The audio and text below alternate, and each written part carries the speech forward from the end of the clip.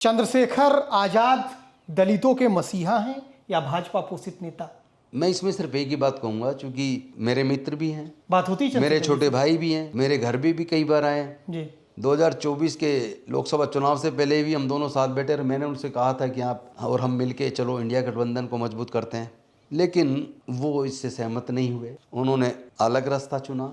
मेरा स्पष्ट मत है कि जब किसी की गाड़ी का पेट्रोल किसी दूसरे के द्वारा भरा जाता हो, मतलब समझना गाड़ी का पेट्रोल का मतलब, जी जी जी किसी पार्टी को चलाने के लिए बहुत पैसा चाहिए, और जब किसी पार्टी को चलाने के लिए व्यवस्थाएं कहीं से और जगह से जी हो, तो निष्पक्षता होना और समाज के प्रति पूर्णतः समर्पित होना बड़ा मुश्किल होता है। आपका इशारा सीधे और सीधे ये लोगों भारतीय को तय जनता करना है। पार्टी की तरफ है। ये लोग तय करें ना जी कि इतने बड़े बड़े गाड़ियों के काफिले, महंगी महंगी गाड़ियां और ये सब व्यवस्थाएं कहाँ से आई? कहाँ से रही हैं? जी ये व्यवस्थाएं कांसीराम साहब को नहीं मिलती थी, जी उनको तो नहीं मिलती थी। ये व्यवस्थाएं डॉक्टर बाबा साहेब अम्बेडकर जी को भी नहीं मिली। जी ये व्यवस्थाएं तो मुझे मंत्री रहते हुए मुझे भी नहीं मिली। जो चंद्रशेखर को मिल रही है। तो मैं समझता हूँ कि ये सवाल समाज को तय करना है। जी राजेंद्र वो पाल पहचान गौतम की करें। नजर में चंद्रशेखर आजाद का भविष्य क्या है, राजनीतिक भविष्य? मुझे पहले बात मैं आपको एक बात स्पष्ट कर दूं, किसी एक जाति से कोई चुनाव नहीं जीता जा सकता,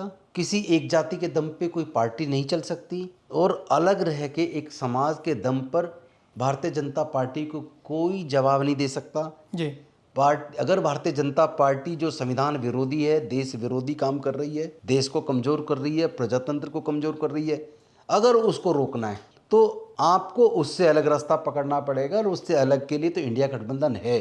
जी तो जो इंडिया गठबंधन में नहीं है, कोई डायरेक्ट कोई इनडायरेक्ट, वो बीजेपी की कहीं ना कहीं मदद कर रहा है।